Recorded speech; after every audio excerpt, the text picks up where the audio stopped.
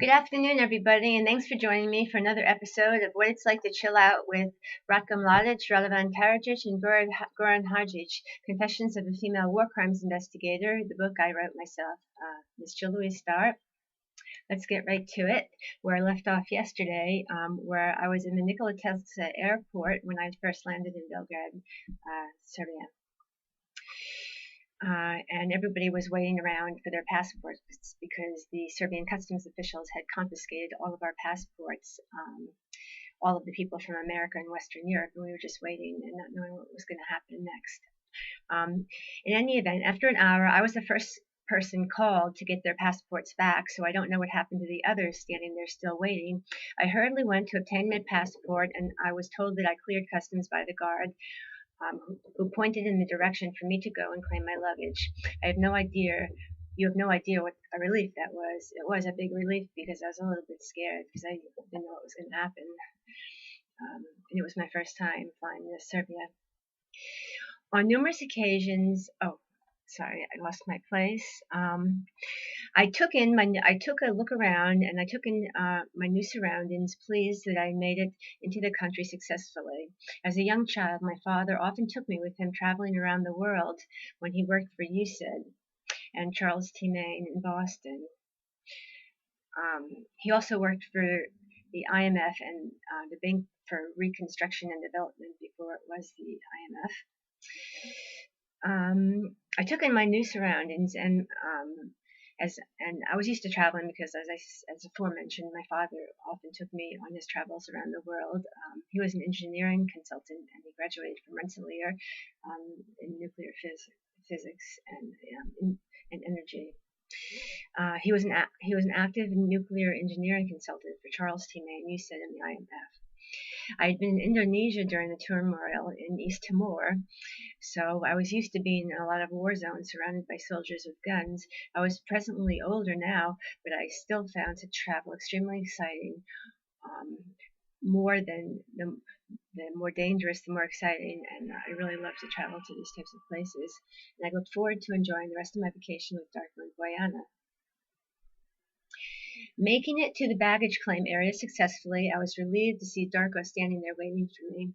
I was not fluent in Serbian at all, and I did not want to publicize that fact by asking people questions in English, manifesting I was American.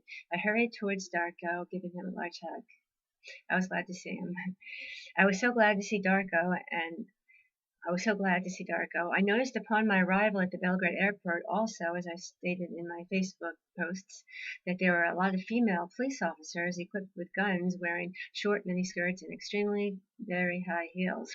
I asked Darko how they apprehended criminals in such high heels if they had to run after them, and he replied, smirking, that they don't have to run, Jill, they merely shot those not halting when they told them to stop in the back, and that stopped them right where they were.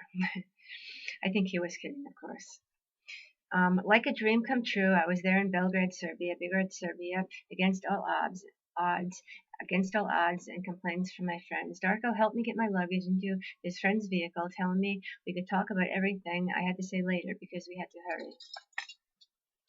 Darko's friend was a German man living in Serbia for many years and was an important military employee of the Serbian government. He drove a grayish, older, large SUV vehicle with what seemed to be a special license plate, and was patiently waiting at the front gate of the airport for us. Darko's friend did not speak fluent English, but he did speak fluent German and Serbian. Upon writing the first edition of my book, I still wondered who this man really was, because Darko pointed out to me proudly as we walked towards his vehicle, while he placed my luggage in the vehicle in the back of his car. Darko stated, quote, look at the car, it has special government license plates, Jill, military plates. He said, specifically, it bore a special Serbian military license plate, unquote. Darko pointed this out to me at the airport, and I was greatly impressed to be in a Serbian military vehicle. The man picking me up in Serbian Nikola Tesla airport in Serbia, Belgrade, Darko also referred to the man by a nickname. If my memory serves me correct, and I'm sure it does, because I have a photographic memory, as my professors can prove in my Blue Book exams, They called him Babic, B-A-B-I-C. I might not be 100% correct because my memory gets kind of fuzzy after 10 years, but I'm pretty sure he said call me Babic. However, in coming across a BBC website with a photograph of Dragan Babic, the male construction worker whom apparently Dr. Radovan Karadzic was assuming the identity of before he was arrested and transferred to The Hague in 2008, it does look about 95% to be the same person. I would take a polygraph test on that. I believe it was. Yeah, it was Mr. Dragan Babic who picked me up at the Belgrade airport and transferred. It did look at 90% correct in my memory that it was Dragan Babic who picked me up at the Belgrade Nicholas Telsa airport that day. He did say he was a construction worker and he was working. He said he has many girlfriends. He wasn't going to marry them, but one was pregnant and he was a construction worker building a house for her.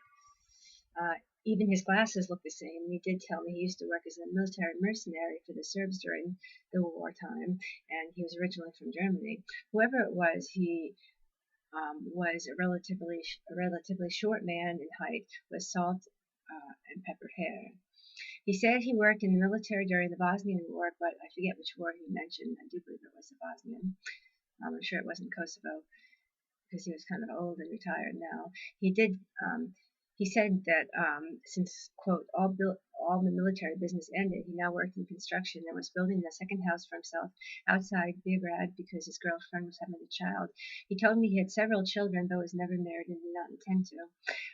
I saw him also my first night in Belgrade at Bojana's parents' house, visiting as well as a day or so before I departed. He took me for another tour up in the hills of Belgrade, where you could, there are a lot of strange empty buildings in Darko. We looked down at the city, and I guess it was a favorite place of Darko's.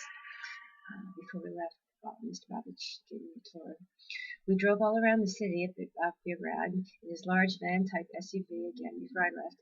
He gave me a large tour of the entire city, pointing out everything. It seems almost surreal to me now, actually, chance meeting so many fascinating and exciting people, such as Goran Hadžić, Radovan Karadzic many times, and Ratko Mladic a few times also, during my stay there, during my college vacation in Montenegro. And also, Darko took me to many other places, like Kosovo. Now that I'm looking at the map, remembering the highway signs, I was everywhere from the Republic of Srpska to Macedonian, Romanian border, Kosovo, every place in Montenegro and Serbia in between.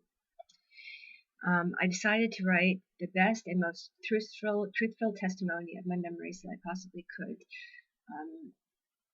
as a public interest story for free, and that's what I've done. I almost didn't want to mention possibly meeting Dragan Babic, but I'm being honest, I think I actually did. I'm pretty sure it was him. It seems surreal, but it did happen.